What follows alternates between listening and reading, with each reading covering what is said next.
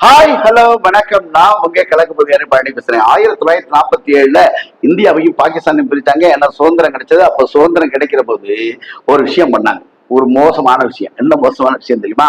பாகிஸ்தான்ல லாகூர்ல ஒரு பைத்தியக்கார ஆஸ்பத்திரி இருந்தது. அந்த பைத்தியக்கார ஆஸ்பத்திரியில இருக்கவெல்லாம் கூப்பிட்டு, நீங்க எல்லாம் இந்திய பைத்தியங்கள், இந்தியாவுக்கு போயிருங்க, பாகிஸ்தான் பைத்தியம் மட்டும் இங்கே இருங்க. அப்ப இந்தியாவும் பாகிஸ்தான் கிளப்பா இருந்தது இல்லையா? அதனால பைத்தியத்துக்கு எங்க போறதுன்னு தெரியல. வேகமா ஓடி வந்து பைத்தியத்தை விரட்டினாங்க.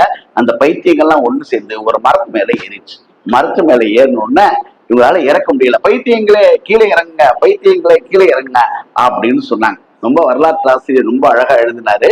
மேலே இருந்தது மட்டும் பைத்தியங்கள் இல்ல, கீழே நின்னதும் பைத்தியங்கள் தான். யோசிச்சு பாருங்க. இந்தியாவுக்கும் பாகிஸ்தானுக்கும் பிரிச்சதே தப்பு. அப்படி பிரிச்சிருந்தா கூட பைத்தியங்களை பிரிப்போன்னு இவங்க ஒரு வைத்தியம் பண்ணியிருக்காங்க.